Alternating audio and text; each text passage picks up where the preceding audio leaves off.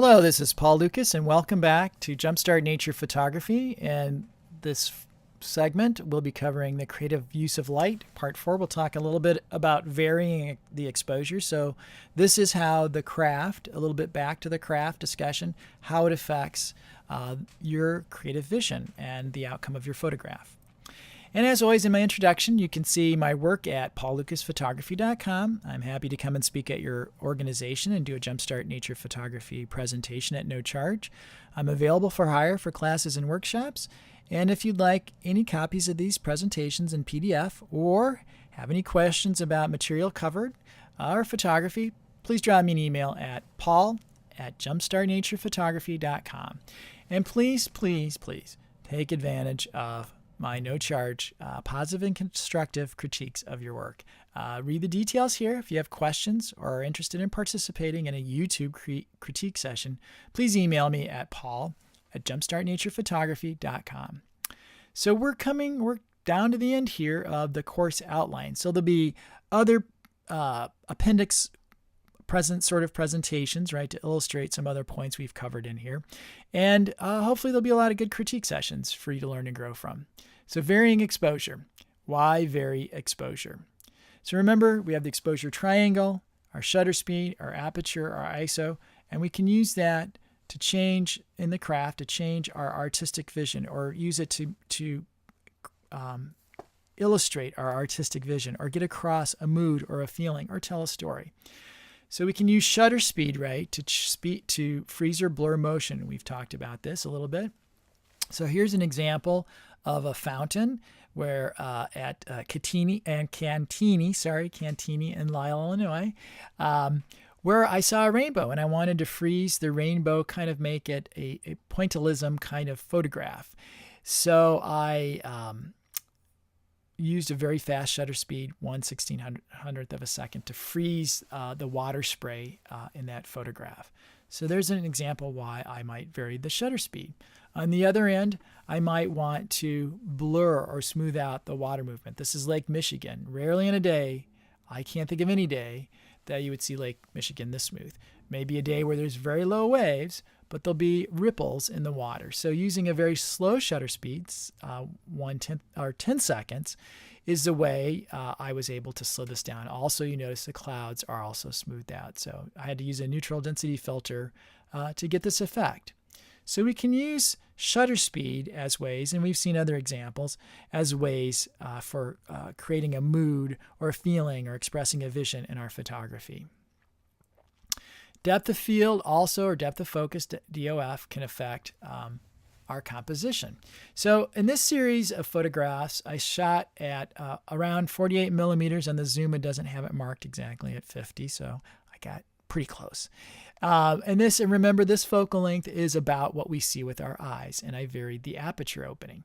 So here I'm at f2.8. I focused closer up on the object, which is the corner of the bridge.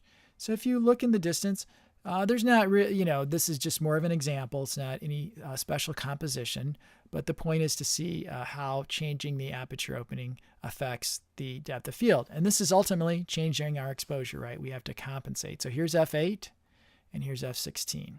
So you can see when I go from 2.8 to 8 to 16, how it's changed the depth of field. Everything from just the front of the bridge all the way to the back of the bridge goes into focus. Our depth of field is affected by two things: focal length and proximity to our object. And you can, and you can see that the shutter speed changed as I changed, and I had to adjust the ISO. So my standard starting out, it was an overcast day, ISO 100 fixed, f2.8, came out at 1/250th of a second. As soon as I changed it to f8, let's see how close the math works out here. And you can see, like, I compensated in not at whole stops here, because I was using the ISO setting to get to roughly, if I could get in the 1/50th of a second range. So we had to go from 2.8 to 4 to 5/6, 2 stops.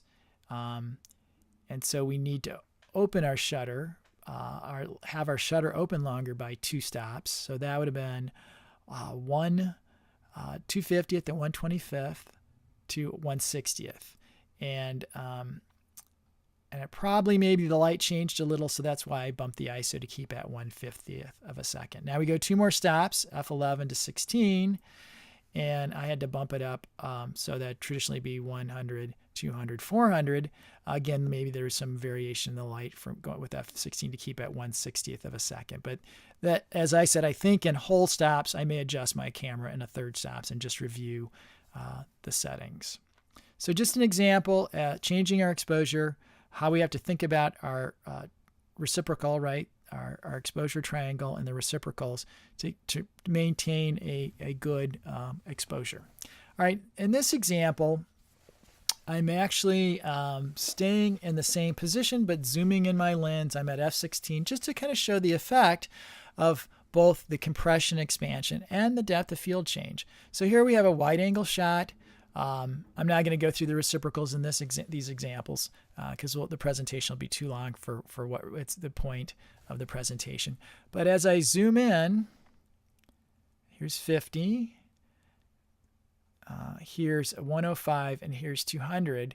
You can see I tried to focus on that corner of the railing and keep the focus there. You can see that even though we're at f16, in our position and with the telephoto lens, we don't have as great a depth of field. So this is a key thing to understand and remember, the focal length and position, and you'll have to experiment with your camera and lenses to see how this affects your photograph. We lose some sharpness throughout the photo. 24 seems very sharp all the way through, 50 pretty sharp. Starting to drop off a little bit at 105, at 200. It's just really the foreground is in focus. So maybe if we would pick a different focal point. Here we might focus halfway, a third or halfway up the photograph. We would get a greater depth of field because then we're varying our focal point and distance. We might physically move it back. I would change our composition, right? So these are all compromises we think about as we're making our photographs. The other thing I've mentioned too is that you can use focus stacking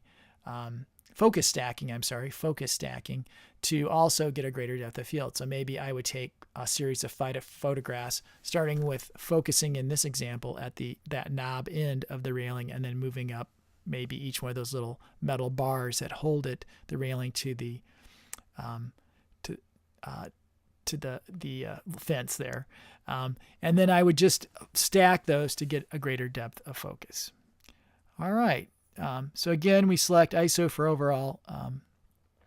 We select our ISO for our overall performance in the sense of how it affects our shutter speed and quality of the image.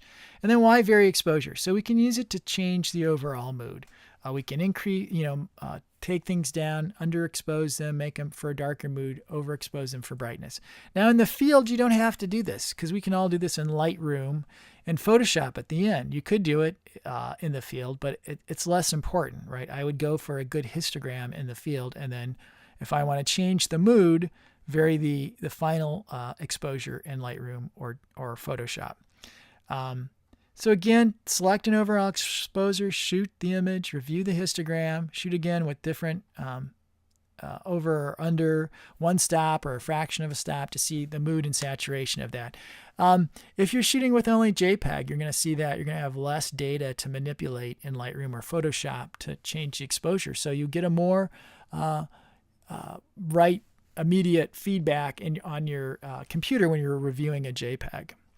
So remember, you are in charge of lighting. You have to think of the lighting, right? Is it backlit, front lit, side lit? Is it warm light? Is it bright light? Think of your vision of the image and what you want to convey. Think of the mood you wish to convey and use the light to your advantage. So that's it. We're done with the course. I thank you all if you've listened to every presentation. This would be similar to what I would run in a 2 or 3 day class or workshop. So you've gotten all the material. Of course, in the classroom, we can have our cameras in hand and take a look at things. And I'll try to create some videos to illustrate those things as well. Setting up aperture priority on our camera and stuff like that.